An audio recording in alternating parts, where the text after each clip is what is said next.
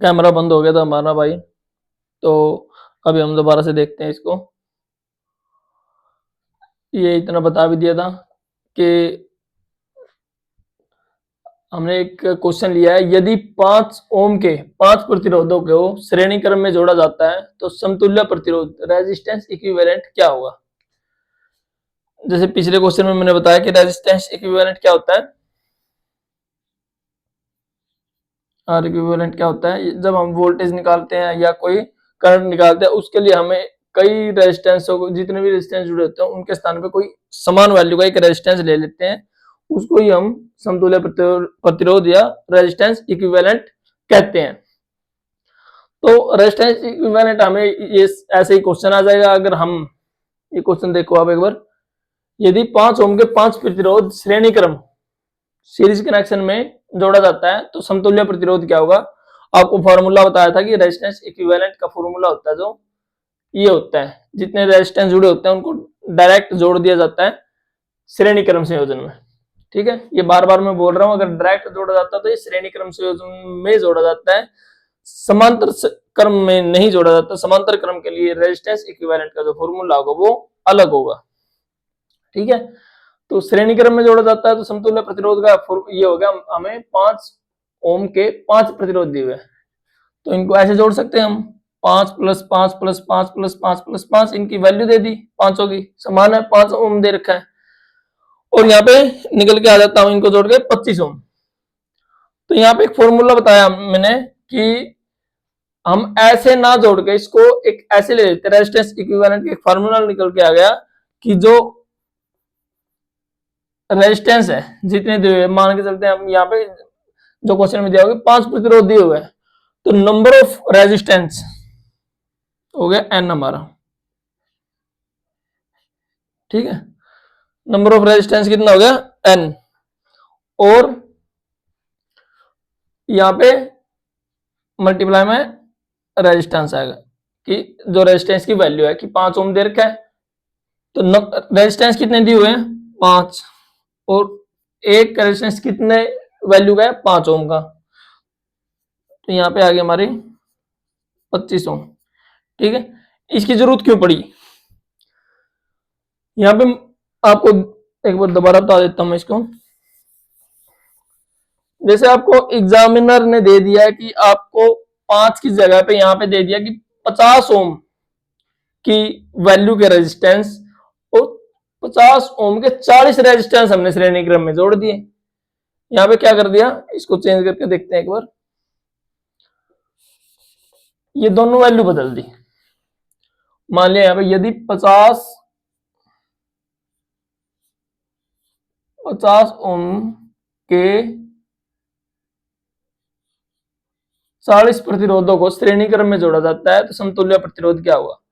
तो यहाँ पे अगर हम फॉर्मूला के हिसाब से चले तो R1 plus R2 plus R3 plus R4 plus dash dash dash plus में R14, क्योंकि 40 प्रतिरोध दिए हुए हैं, तो हम ऐसा थोड़ी करेंगे यहाँ पे कि 50 ओम प्लस 50 प्लस 50 उसको 40 टाइम लिखेंगे, नहीं, इसमें टाइम बहुत ज्यादा लग जाएगा और कैलकुलेशन में मिस्टेक हो सकती है। तो उसके लिए हमने क्या फॉर्मूला निकाल दिया यहाँ पे, अगर समान वैल्यू के कितने भी रेजिस्टेंस है उनका समतुल्य प्रतिरोध निकालने का एक फॉर्मूला हो गया कि आपके पास में आर इक्विवेलेंट निकालना है अगर समान वैल्यू के प्रतिरोध बहुत सारे हैं। तो उसके लिए क्या हो जाएगा कि जितने आपके पास में रेजिस्टेंस है, मान लिया यहाँ पे 40 रेजिस्टेंस दिए हुए हैं, तो उनकी संख्या कि 40 रेजिस्टेंस है उसके स्थान पे हमने एन लिख दिया, मल्टीप्लाई में जो एक रेजिस्टेंस की वैल्यू है वो कितनी हुई है यहाँ पे 50 ओम। ठीक है, तो उसको लिख दिया हम यहाँ पे आर।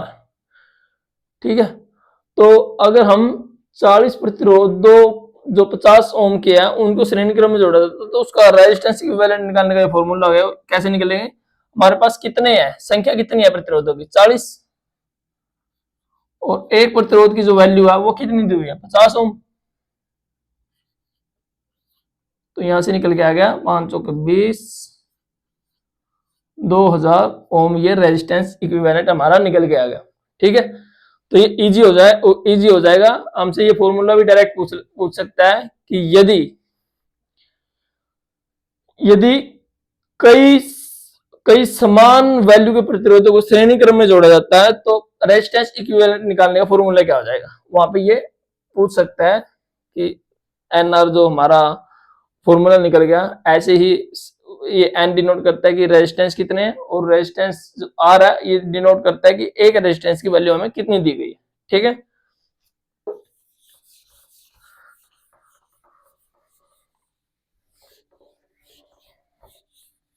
ये चीज हो गया हमारा।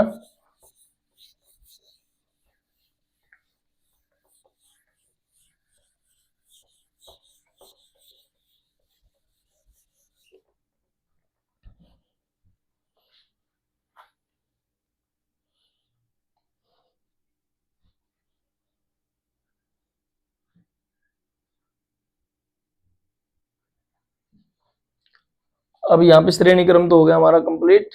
अब हम चलते हैं समांतर क्रम।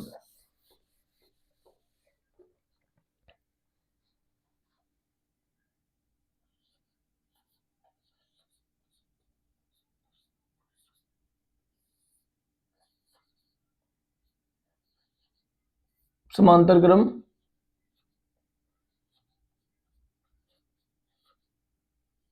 संयोजन, जिसको इंग्लिश में बोलते हैं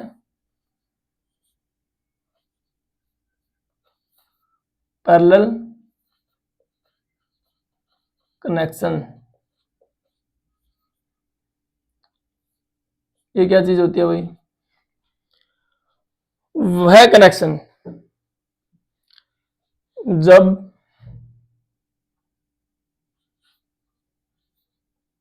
जब कई प्रतिरोधों को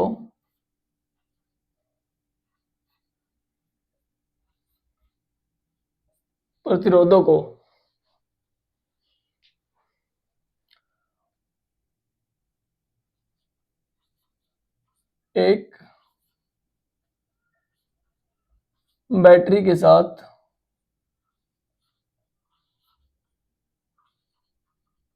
इस प्रकार जोड़ा जाता है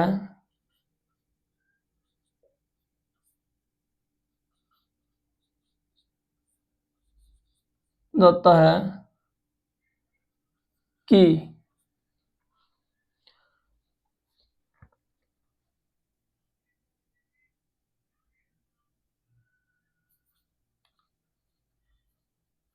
कनेक्शन में करंट की वैल्यू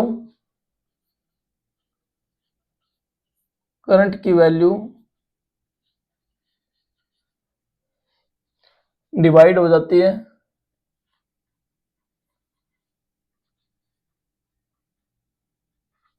होती है तथा वोल्टेज समान रहते हैं।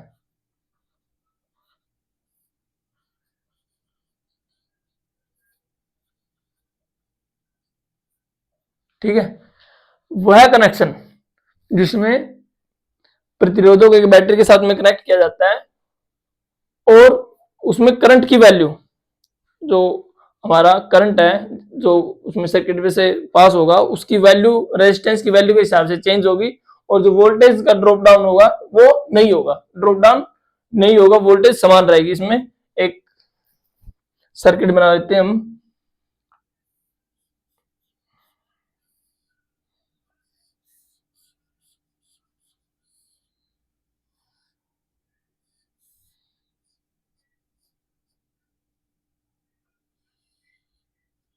ये होगी हमारी बैटरी, ये होगी हमारा R1 R2, यहां से हमारा आई पास हो गया। ठीक है, ये होगी हमारी V वोल्ट की बैटरी। तो इसमें क्या होगा, इसमें ये होगा कि जो वोल्टेज होगी वोल्टेज समान रहेगी दोनों पॉइंटों पे।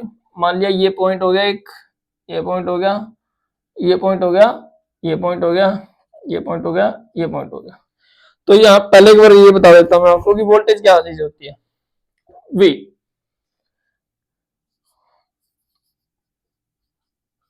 वोल्टेज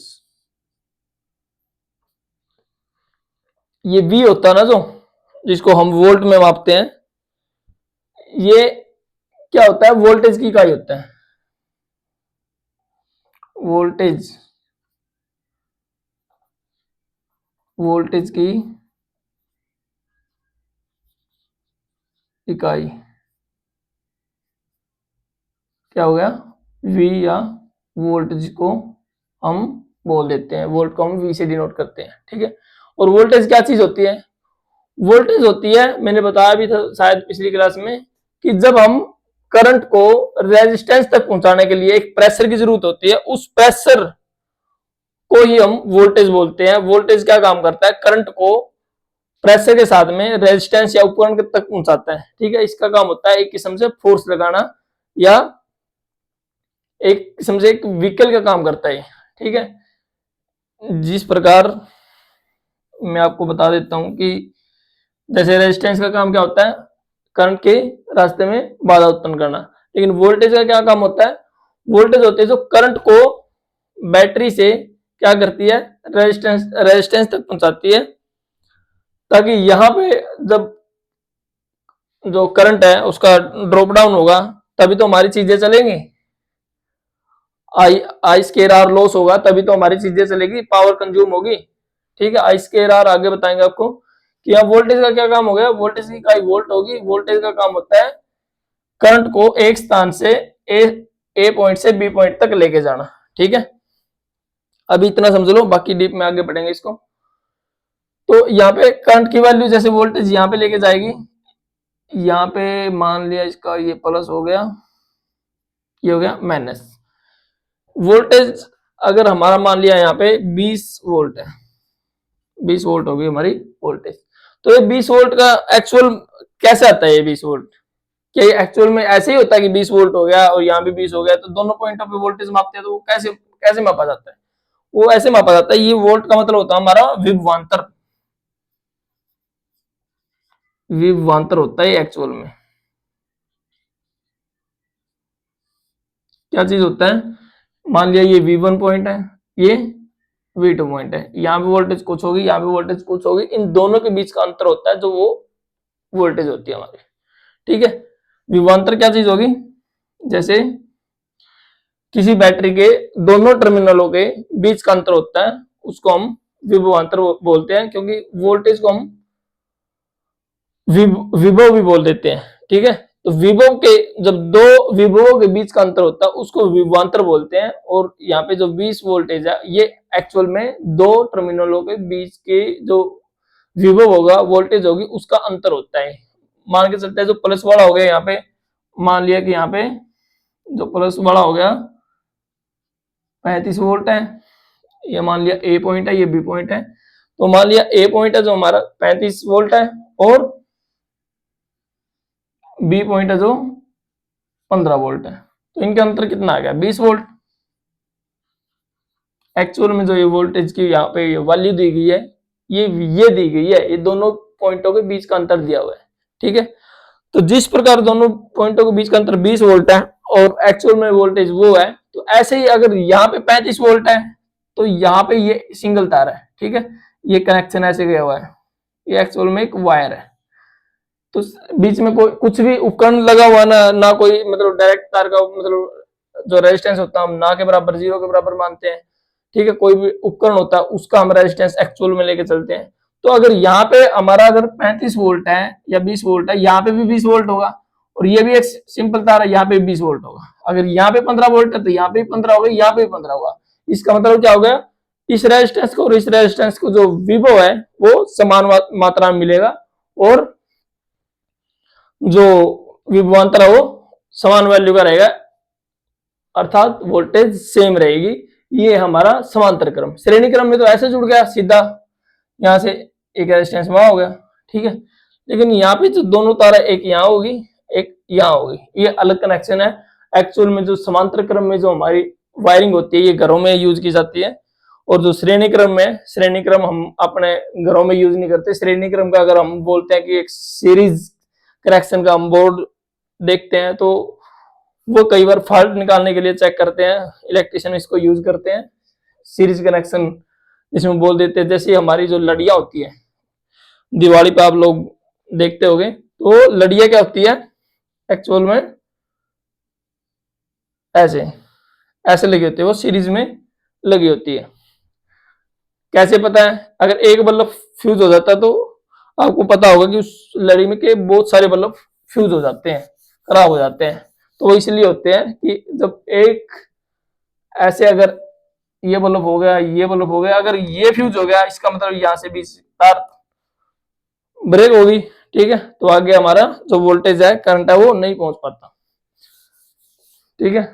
और अगर हमारा घर में बल्ब फ्यूज हो गया तो इसका मतलब ये थोड़ा कोई दूसरा बल्ब भी हमारा फ्यूज हो जाएगा या टीवी नहीं चलेगा, नहीं चले, ऐसा कुछ नहीं है ना। अगर बल्ब फ्यूज होगा तो सिर्फ वो बल्ब ही बंद होगा।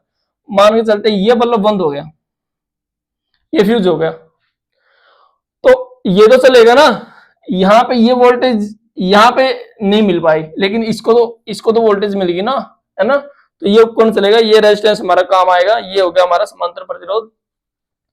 एक उपकरण के खराब होने से दूसरे उपकरण पे कोई इफेक्ट नहीं डालेगा ये पैरेलल कनेक्शन में। तो ये चीज होगी, इसके हम पॉइंट लिख लेते हैं। वही चीज जो ऊपर लिखी है डेफिनेशन के रूप में। नंबर 1 हो गया, इसमें वोल्टेज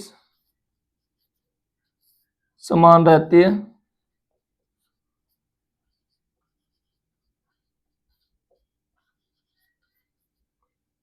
नंबर 2 हो गया, करंट डिवाइडेड होता है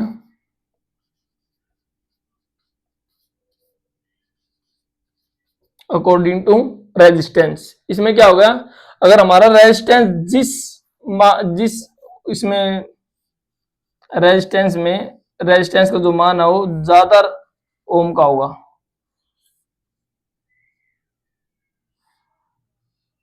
मान लिया ये 4 ओम है, ये 6 ओम है, हमारे पास मान लिया 6 एम्पियर की करंट है, ठीक है। या मान लिया 10 एम्पियर की हमारे पास करंट है, ठीक है। तो 10 एम्पियर की करंट है ना, जिस रेशो में हमारा रेजिस्टेंस होगा उसी रेशो में ये जो करंट है ये डिवाइडेड हो जाएगी। मान के चलते हैं यहाँ पे 6 ओम है, तो यहाँ पे इनका रेशो निकाल देते हैं रेजिस्टेंस का। R1 मान लिया 4 ओम है, R2 मान लिया 6 ओम है, ठीक है। तो इनका रेशो क्या हो गया, R1 R2 4 5 6 2 3 2:3 का रेशो आ गया इनका। तो ऐसे ही हम एम्पियर का ये रेशो निकालेंगे हम यहाँ पे 2 × 3 में, ये कितना हो गया, 5 हो गया, 5 दूनी 10, जो एक रेशो का मान आ गया वो 2 आ गया, तो 2 का कितना आ गया 4, 3 का कितना आ गया 6, इस रेशो में हमारी करंट डिवाइड हो जाएगी। इसका मतलब क्या है, जो ये है R1 है, R1 को हमें 6 एम्पियर करंट मिलेगी, 6 एम्पियर करंट, और जो R2 है इसको 4 एम्पियर करंट मिलेगी। जितना ज्यादा रेजिस्टेंस होगा उसको उतनी ही कम करंट मिलेगी। अगर हम ये मान के चलते हैं इसमें कोई उपकरण नहीं लगा हुआ है यहां से यहां तक, इस कनेक्शन में, इस डोरी में या इस वायर में, तो यहाँ पे कोई रेजिस्टेंस नहीं होगा, रेजिस्टेंस 0 होगा। तो यहाँ पे पूरा का पूरा 10 एम्पियर करंट जाएगा यहाँ पे। जो यहाँ पे अगर इसकी करंट की वैल्यू देखे 10 एम्पियर होगी, और यहाँ पे जो ये कंज्यूम करेगा वहां पे वैल्यू है ये 6 एम्पियर और 4 एम्पियर, ठीक है। तो ये चीज थी कि करंट डिवाइड हो जाएगा according to resistance value. Class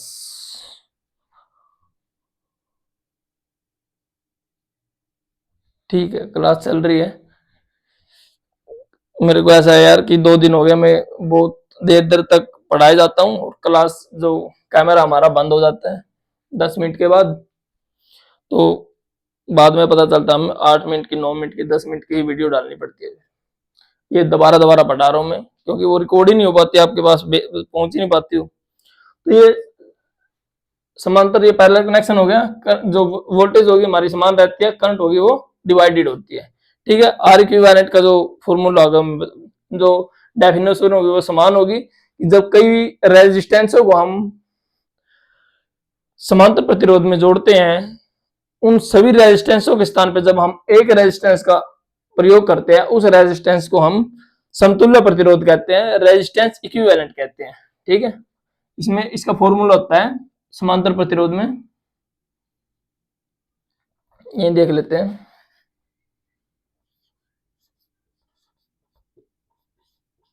समांतर क्रम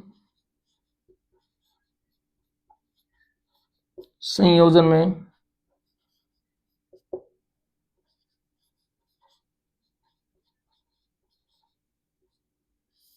समतुल्य प्रतिरोध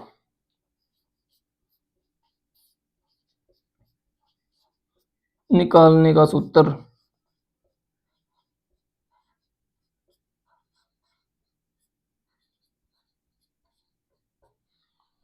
रेजिस्टेंस इक्विवेलेंट को कैसे लिखते हैं हम, आर ई क्यू। ठीक है, तो फॉर्मूला क्या हो जाएगा, 1 by resistance equivalent equal to हो जाएगा, ये 1 बाई में आ जाएगा 1 बाई आर इक्विवेलेंट। ठीक है, सीरीज में क्या था, सीधा आर इक्विवेलेंट का सूत्र था। इसका सूत्र कैसे हो जाएगा, 1 by R equivalent equal to 1 by R one,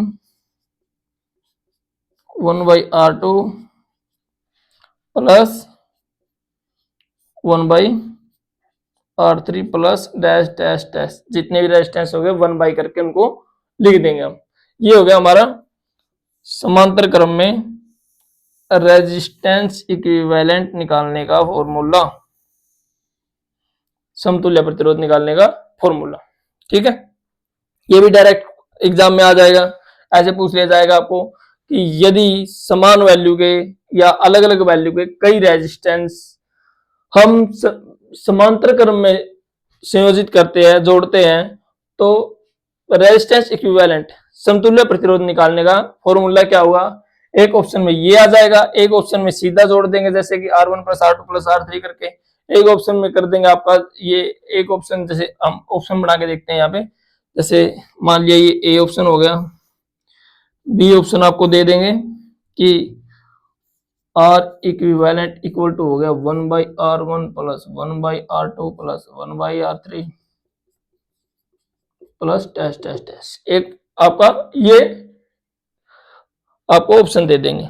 तीसरा ऑप्शन दे देंगे आपको वही सीरीज वाला, R equivalent equal to R1 plus R2 plus R3 plus dash dash dash. डी भी कुछ भी दे दें, डी बोल देंगे ए और सी दोनों, या मतलब इसको बोल देंगे कोई भी नहीं, इनमें से कोई नहीं। तो हमारा उत्तर क्या हो जाएगा, अगर यहाँ पे क्वेश्चन दिया जाता है कि श्रेणी क्रम में अगर रेजिस्टेंसों को जोड़ा जाता है तो उसमें समतुल्य प्रतिरोध निकालने का फॉर्मूला क्या होगा, तो श्रेणी क्रम में तो हो जाएगा हमारा ऑप्शन सी सही, ये ठीक हो जाएगा। लेकिन जो समांतर क्रम है उसमें अगर हम ये समतुल्य प्रतिरोध निकालते हैं तो उसमें जो हमारा ऑप्शन हो जाएगा वो कौन सा ठीक होगा, वो होगा हमारा ऑप्शन नंबर 1, ये हमारा करेक्ट हो जाएगा। ये डायरेक्ट क्वेश्चन आएगा भाई, उठा लेना, इसको याद करने की चीज है, ये बिल्कुल सिंपल फ्री का नंबर है। ठीक है, ये हमारा आंसर हो जाएगा समांतर क्रम में अगर हम रेजिस्टेंस को संयोजित करते हैं।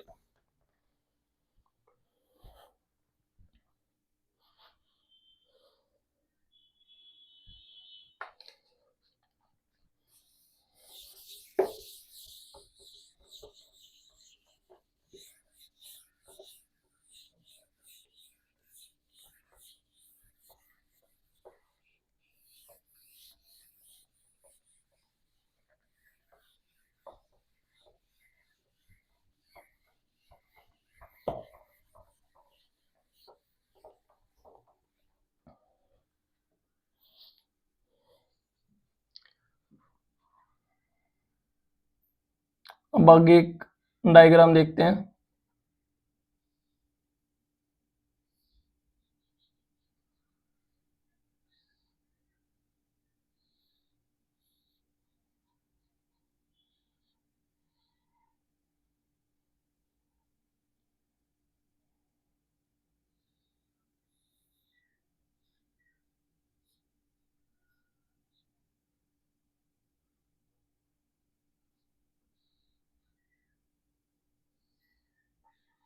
ये डायग्राम, ये देखने में जितना डिफिकल्ट लग रहा है इतना डिफिकल्ट है नहीं है, बिल्कुल सिंपल डायग्राम है। मान लिया ये R1 है, ये R2 है, यहाँ पे ये V वोल्ट है, ठीक है। यहाँ पे I होगी हमारी, I एम्पियर का करंट है। तो जैसे ये V है ना, तो ये विभवांतर है। अगर हम विभव मान के चलते हैं, यहाँ पे मान लिया ये V1 है, ये पॉइंट पे V2 है, ठीक है। जैसे हमने बताया था, अगर 20 वोल्ट की हमारा विभवांतर है तो इसमें V1 V2 क्या हो जाएगा, मान लिया कि 35 और 15, दोनों का विभवांतर तभी तो 20 आएगा, या कुछ और वैल्यू हो सकती है। हम उस वैल्यू को ना मान के हम V1 V2 ले लेते हैं यहाँ पे, ठीक है। यदि हमारा इस पॉइंट पे V1 V2 है, तो इस पॉइंट पे V1 V2 होगा, यहाँ पे V1 V2 होगा, यहाँ भी वही वायर गई तो यहाँ पे भी V1 V2, यहाँ पे भी V1 V2, ठीक है। ये हमारी वोल्टेज होगी, क्योंकि वोल्टेज हमारे क्या क्या बताया गया आपको कि जो समांतर क्रम है उसमें वोल्टेज होती है वो समान रहती है, ठीक है।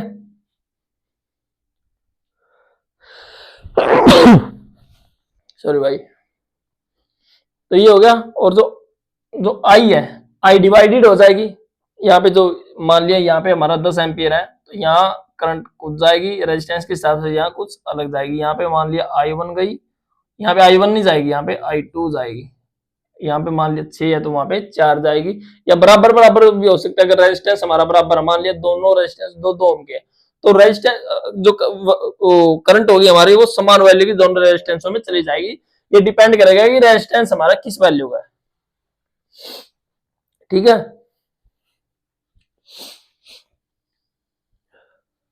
जो हमारा इसमें करंट हो गया वो डिवाइड हो गया, जो आई है यहाँ पे क्या निकल के आ गया, तो आई है वो बराबर हो गया हमारा I1 प्लस I2 के, ठीक है। ऐसे ही हमारा जो वोल्टेज हो गया,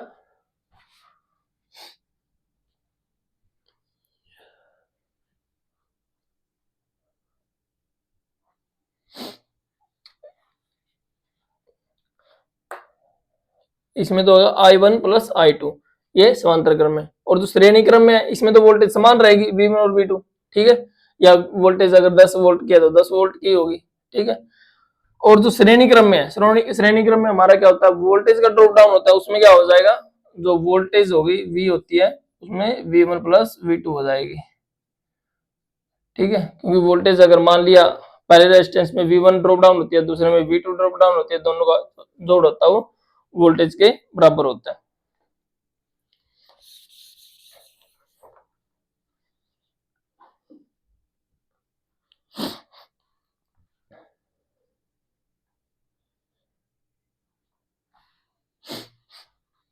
तो यहाँ पे ये भी आप नोट कर लो कि जो समांतर प्रतिरोध है उसमें क्या होगा,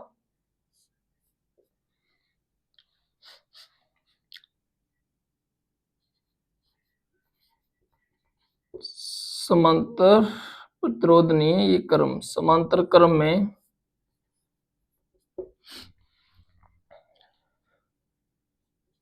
जिस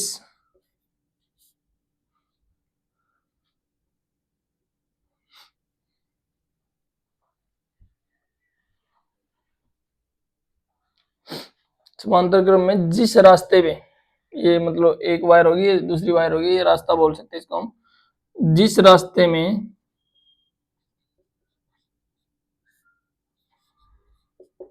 प्रतिरोध प्रतिरोध का मान ज्यादा होगा,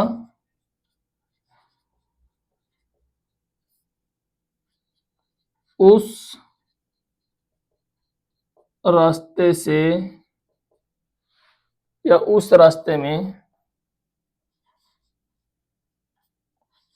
करंट का मान